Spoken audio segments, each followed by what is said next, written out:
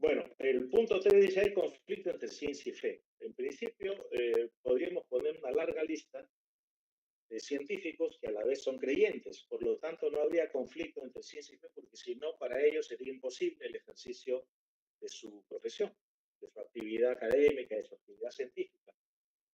Pero no vayamos a eso que es lo práctico, lo empírico, vayamos al tema conceptual, ¿no? Efectivamente, hay muchos que hablan de este conflicto entre ciencia y fe, y más allá de hablar, incluso vemos diariamente pues, que hay colisión, eso no se puede evitar, pero conceptualmente la creencia no es ciencia y la ciencia no es creencia, por lo tanto andan en espacios diferentes, no puede, no deberían conceptualmente disputar espacios, sin embargo lo sucede, están en espacios diferentes, cada uno tiene lo suyo, pero sucede, ¿no? Lo que pasa aquí, por ejemplo, la invasión de un espacio y de otro, es porque no somos conscientes de los límites de la ciencia y tampoco somos conscientes de los límites de la creencia o del espacio en el cual la creencia debería discurrir, de su filosofía, su trascendencia, ¿no? Yo siempre he dicho frente a esta cuestión que Dios existe, que desde la ciencia soy agnóstico. Lo más apropiado es que la ciencia diga no sé. Desde la ciencia yo no puedo dar otra afirmación más que no sé, ni que sí ni que no. Porque cualquier respuesta, sí o no, yo tengo que sustentarla. Acá no vale este tema de que los negativos no se sustentan. Es falso. No sé a quién se le ocurrió inventar que sea jodido, ¿no? Lo negativo también se demuestra. Entonces, desde la fe soy creyente. Desde la ciencia soy agnóstico y digo no sé. Desde la fe soy creyente. Digo sí, acepto la creencia en Dios. Pero he tenido un trayecto personal, si vale la pena mencionarlo. He pasado de ser un creyente cultural, heredero de la tradición familiar, a convertirme en agnóstico y luego siendo agnóstico, tratando de buscar los fundamentos para dejarme de tonterías y ser un ateo, me encontré más bien con una verificación de razones, de hechos y de evidencias de que también se puede llegar a Dios a través de la razón, la lógica y el sentido común. Eso es lo que me tiene ahora aquí defendiendo el criterio teísta y esa es mi experiencia personal. Ahora, ¿cómo podemos nosotros definir el tema de la ciencia? ¿Cuál es el espacio de la ciencia? La ciencia tiene que ocuparse de los fenómenos físicos del universo en general. Eso es definición más general. Los fenómenos físicos del universo. Y estos fenómenos físicos del universo se definen a través de la actividad de la materia. La materia tiene actividad, no vamos a ir al detalle, pero hay 4 fuerzas que se definen dentro de la realidad de nuestra física, de la física de nuestro universo: gravitatoria, electromagnética, nuclear débil y nuclear fuerza. Esas son las 4 fuerzas, y toda actividad de la materia, que es justamente tema de análisis, de estudio de la ciencia, se define por una interacción de estas 4 fuerzas. Esto es definición, lo que le llaman consenso científico. Hoy a mí no me gusta la palabra consenso científico, porque presupone o da a entender que ya llegamos al punto más elevado del conocimiento y en ciencia todo el tiempo estamos empezando nuevamente de cero, o deberíamos hacerlo, negando todo lo que hay para poder producir conocimiento. Esa es una estrategia dentro de la ciencia, no podemos dar por sentadas verdades inamovibles. Es más, ¿no? La verdad científica justamente se caracteriza por su volubilidad o por el hecho de que puede en el tiempo ser falseada y finalmente ser llevada a otro nivel de conocimiento con otra verdad que la supere. No es verdad absoluta, no es una verdad religiosa ni transmitida por algún ser superior, que está fuera absolutamente de este debate también.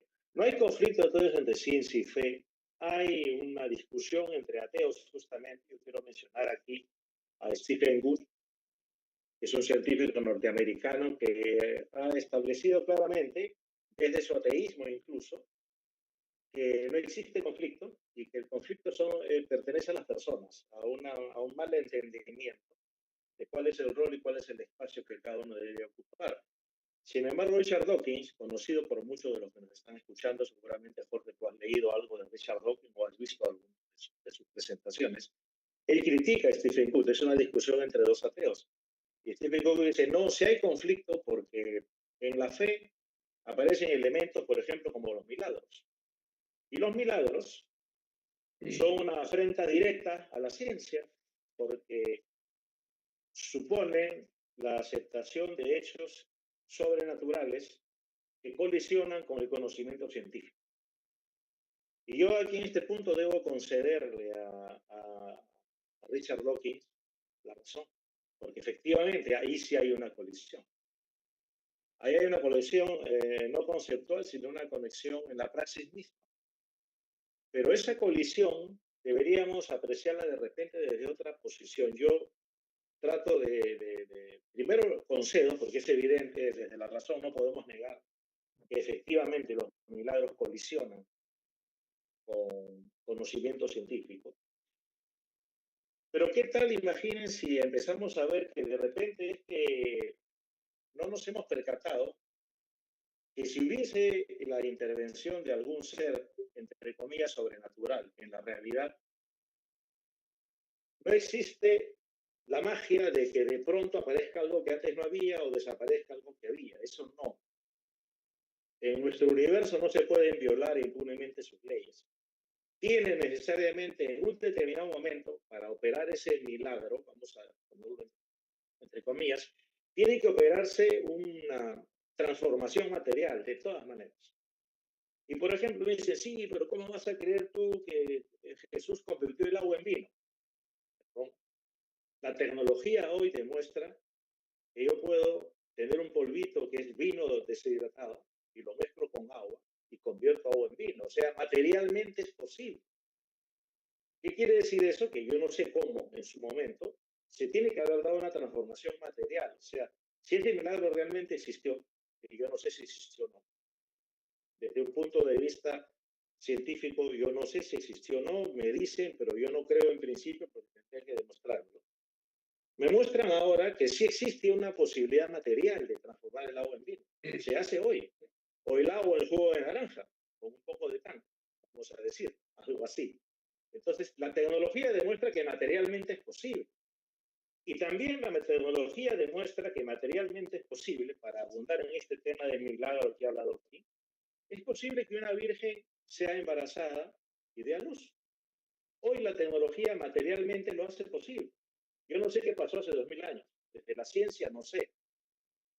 Pero dicen que una virgen fue embarazada. Y yo resulta que hoy, por la tecnología del siglo XXI, hace 100, hace 200, hace 300 años yo no sabía eso. Pero hoy yo sé que sí es posible embarazar una virgen. Y tengo hasta 3 modalidades. Concepción in vitro, tengo inseminación artificial y tengo clonación con implante. O sea, tengo hasta 3, no una, no dos, sino 3. Entonces, digamos que de repente, pues, el tema del milagro no es que colisione con el tema científico, sino lo que colisiona es la narrativa, la forma como se le presenta. Yo no sé finalmente si eso sucedió, si es una metáfora o no.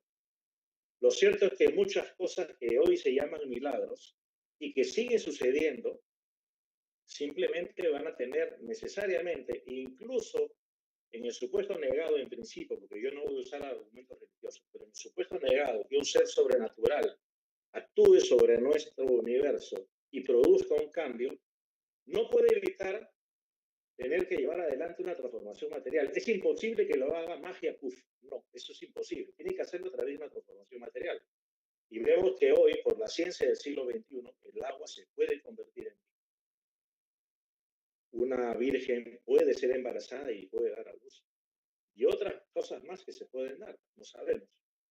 Pero esa es mi atingencia, concediendo a Dawkins que efectivamente, no conceptualmente, pero sí en la praxis, se da esta colisión cuando se habla de milagros o cuando se habla, por ejemplo, del poder de la oración, que el poder de la oración es un concepto dentro de las creencias, pero que fuera de las creencias podemos colocarlas en el imaginario colectivo, religioso, podría tener que ver con la autogestión, o podría tener que ver también, y esto es curioso, porque se cuestiona mucho el tema de la oración, la autogestión, de la autosugestión, perdón, a partir de la oración. Y en Occidente se critica mucho y hasta hay burlas respecto del poder de la oración. Pero esta misma gente, algunos, que se burlan, admiran y son capaces de pagar hasta $5.000 por pasar una semana con un monje tibetano, que en esencia hace eso, ¿no? El poder de la mente, el poder de la oración. Son esas contradicciones que los seres humanos solemos tener. En resumen, evidentemente, yo no creo que haya, y de hecho no hay un conflicto entre ciencia y fe, pero sí en la praxis, sí en el día a día, existen colisiones que deberían ser procesadas de la manera más correcta y amigable, diría. Bien, Jorge, tu turno. Gracias. Bueno, ¿hay conflicto entre ciencia y fe? Bueno, tú afirmas que no, Darío, yo afirmo que sí. Pero en el camino, en tu exposición, siento muchos puntos de coincidencia. La ciencia pretende objetividad, busca evidencia, demostrar las cosas, ¿no? Mientras que la fe es un acto puramente subjetivo, ¿no? No hay una evidencia que demuestre algo, ¿verdad? Entonces, yo quiero ponerlo de esta manera, el lenguaje matemático, ¿no? Supongamos que la ciencia es el conjunto C y la fe es el conjunto F, ¿no? Entonces, si ambos conjuntos no tienen intersección, si una no invade el campo de la otra, no hay conflicto. Pero en la práctica ocurre que sí se invaden una a la otra, las dos, ¿ah? Las en dos la práctica, así es. Así es. Entonces, pero ¿qué cosa ocurre, no? La ciencia no debería invadir el terreno de lo que no puede explicar, ¿no?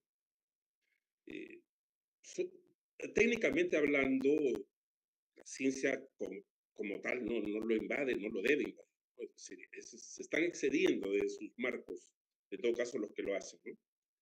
Y la fe es más o menos lo mismo, ¿no? Suele invadir también el terreno de lo que explica la ciencia y muchas veces la contradice. Un buen ejemplo es la teoría de la evolución. La teoría de la evolución es ampliamente aceptada por la comunidad científica, ¿no? Yo creo que por mucha fe que uno tenga no puede contradecir la teoría de la evolución. Y la evolución es un concepto diametralmente opuesto a la creación. Hay preguntas filosóficas que van más allá de la capacidad de la ciencia, ¿no es cierto? Y bueno, y en el ámbito filosófico, las creencias no tienen que ser evidencia, ¿no? Pueden ser conjeturas y llegar a conclusiones sobre indicios, sobre razonamientos. Entonces, yo creo que en resumen, las creencias de los ateos tienen mayor sintonía con la ciencia, ¿no? No tienen por qué ser ciencia, ojo, pero creo que tienen mayor sintonía con la ciencia.